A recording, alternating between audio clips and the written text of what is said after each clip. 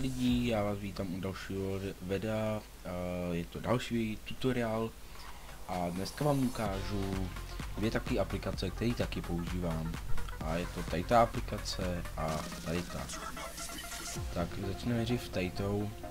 Samozřejmě odkazy na stažení vám dám do popisku. Tak a začneme jako první tadytou. To je tak, no, je důležitá aplikace pro výkon vašeho počítače. Prostě je to Advanced System Card 9, nebo jak se to čte. Já to mám v češtině, jak tak vidíte. Je to, já mám tu zatím tu novou verzi, doufám, že není žádná. A já vám tady ukážu ty co tady máte. Takže tady si můžete zakřížkovat. Myslím, že tady máte nějakých 6 nebo 7 základních zakřížkovaných. Ale já prostě mám vybrat vše. Takže všechno vám to oskenuje. To si třeba můžeme tak zkusit, než to stáhneme. Tak, teď si nacházíme u další sekce a to je urychlit. Já tady mám zaplay turbo režim, je zaplay. Využití RAM, tady máte aplikaci X10, využití RAM 128,75 MB. Takže když vám to vypne, tak prostě to máte vypnutý ten turbo režim, no. To, prostě váš počítač se zkrátka zpomalí, ale je opravdu mít lepší, když máte takhle. Vy máte napsáno urychlit start, doba doby současné PC byla optimalizována tak, aby... To znamená, že když zapnete počítač, tak se vám bude třeba načítat, mně se načítá asi 44 sekund průměrný čas. Pak to chce po vás, abyste si optimalizovali ty aplikace, no prostě aplikace, vám tady vyběhne upozornění, že chcete optimalizovat ty aplikace, takže vám to zase zrychlí třeba o 3 sekundy, takže úplně libový to je. Tak, a taky máme hluboká optimalizace, to prostě to kliknete a já tady nic nemám zatím a jsem to rád. A pak vyčistit aplikaci po všech panelů, takže jde zpravovat. Tak a teď se nacházíme na další ikonce, nebo na další prostě aplikaci. Tak, to si ukážeme pak. Takže já vám ukážu, kde to stáhnout, v popisku máte určitě odkaz. Takže tam dáme, asi to skopíruju, já to mám tady hezky daný. Kopírovat, tak. No. Tak, my dáme skenovat. Tak a tady vám to všechno vlastně ukáže, co bude skenovat. Tady ty všechny celý řádek bude skenovat. Prostě zbytečnosti, já nevím, chyba bezpečnosti, chyba disku, stopa soukromí, chyba registru a tak.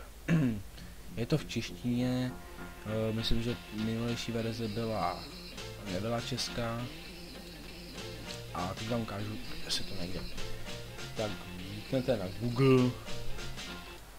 Dáme tam prostě, to jsem si skopíroval, dostanete do popisku. Tak a tady vám prostě, to stáhnete. Prostě balíček je standardní, pak je jiná verze, to je nejnovější. Licenci je zdarma, jazyk čeština a tady si to stáhnete.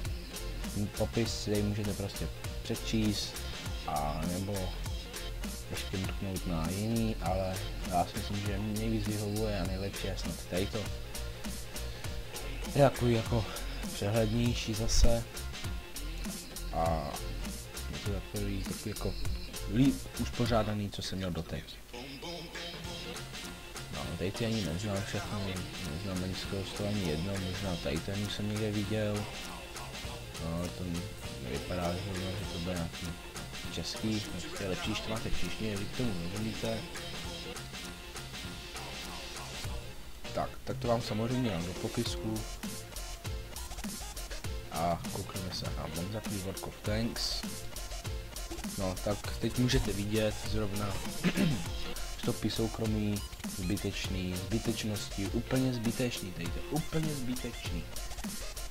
Úplně tohle je fakt, ale opravdu lidi zbytečný. To vám vlastně vyčistí ty zbytečnosti. A když si tady tu aplikaci nainstalujete, tak tady vám vyběhne takováhle lištička. Tady vám ukáže, na kolik procent vám běží ramky. takže mě běží na 1.30, protože mám za prvý World of Tanks a World of Tanks mám dělaný na full detaily, takže už to trošku jako zabírá, už to trošku pracuje a to CPU je procesor. Tady vidíte disk, síť, nakolik a tady můžete skenovat, vyčistit ramky, snímek a napájení. To vyčištění ramek, to uděláte takhle vlastně a on to vlastně vyčistí a uvolní, takže úplně krása. Tak a tady je šipečka nebo šipečky a tam si jde dolů. Vy máte vlastně, kolik máte stupně, základní dneska rychlost ventilátoru. Takže není to úplně, nemůžu říct, že to je úplně přesně, nemám to vyzkoušený, ale jako aspoň nějakých těch 70% myslím, že to asi fakt ukazuje přesně na to, ale nejsem jistý, nemám to ani zkoušený, ale aspoň si trošku řídím, kolik na co mi kolik běží, jako v čem je trošku závada a nemůžu se na tuto aplikaci stěžovat. Je dobrá, takže aspoň vím, na kolik mi běží ramky, když mám třeba počítač v provozu a tak. Tak nám tu doskenoval, takže tady mám chyba bezpečnosti 0, chyba disku 0, nic. Teď nám běží poslední 34% má, takže si vidíte na další. Tak a teď je to nejdůležitější v počítači, co tady mám, je pro mě hra. Je to aplikace na odinstalování programů, hardwareu a takových těch hovadin prostě, nebo co se všechno dá odinstalovat, tak to odinstalujete. Tak, za první se to rozklikáme hned. Tak. Máme to rozklikaný, teď vám vyběhnou všechny, co máte nainstalovaný. Tak, já jsem tady mám takovou blbost, schválně, já jsem něco instaloval. Najednou mi tam vyběhla tady ta blbost. Takže hned se můžu ukázat, jak to odinstalovat.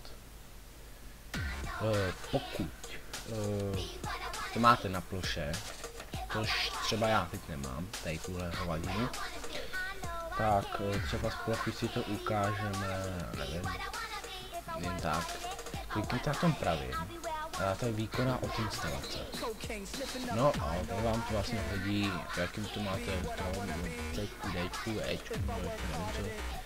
je, no tak dáte klasicky odinstalovat, že jo, ale to mi tady to nechcem odinstalovat, takže když to máte třeba, když si to najdete v tady tomhletom, tak na to kliknete na ten košík, tak dáte odinstalovat, on to bude odinstalovávat a tady ta aplikace je dobře, ale dobře promyšlená, že vám to odinstaluje nejenom tu aplikaci, ale že co ty zbytky prostě, co je uložený, že ani nevíte, kde to je, že vám to odstraní, ale všude všechno, kde máte složku, úplně vám to odstraní, hned si to ukážeme.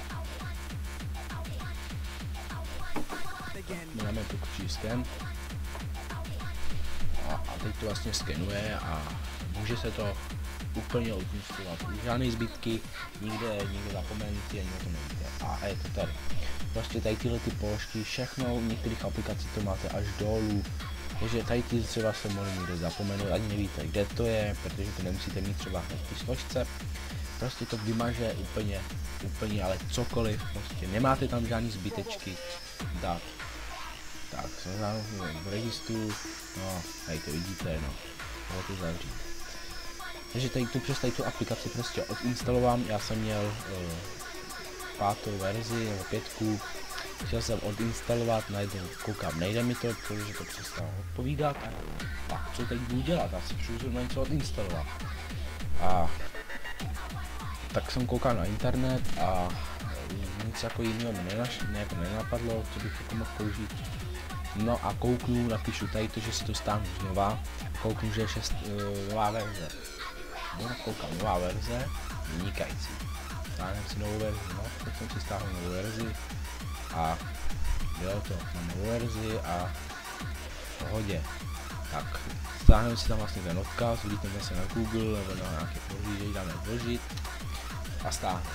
Byl jsem tak hodnej, že jsem vám ty oba dva programy našel v češtině, tak jsem vám trošku ulehčil práci. Takže to verze 6.0 a nějaké ty blbosti. tady si vlastně můžete, tady vlastně nic není, myslím, že nějaký ten, tady si můžete asi přečíst ten popis a nějaký to použití si svém obsahy, také řečím vlastně do ověřování, no jasný. A je to v češtině a nic k němu to nic nedá říct. Tak. Nás to tady dodělal a teď to máme 1008 nalezených problémů, klikni tlačítko opravit. Takže pojďme na opravit. Myslím, že než se vám tady to udělá, tak dáte, myslím, že automatické opravování. No a takhle se to rychle opraví, že jo. To opraví a má to opravit. Tak peče má takový problém. Tak. Výtečnosti, soupisu úplný. Všechno klíč. Tak máme teď malý krásný volný.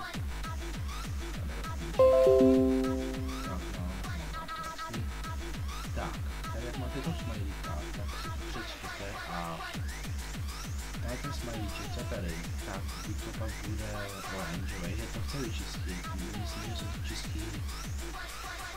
No, takhle, já to čistím jednou denně, za ty počítač, tak to zapnu, jako když mi začnu hrát, tak tohle zapnu, dělám si to, jdu si třeba propítí a mezi tím se mi to prostě udělá a neřeším to. On by se to mělo jak ten smajlíček prostě klesne a pak bude oranžový a to už vám třeba tady bude psát, že už hladný nebo skenovaný počítač, že se vám může zpomalit. Pak opravdu pomáhá to, mám to vyzkoušený, samotný jsem neskenoval a už to fakt bylo vidět na startu, že třeba minutu se mi načítal počítač, Windowsy prostě všechno, než se to načetlo. Takže fakt za ty aplikace jsem rád, že mám v počítači. Je to trošku delší tutoriál, ale snad vám pomůže.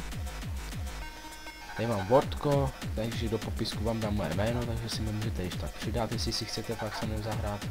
Mám maximálně 7. tier, takže kdo má 7.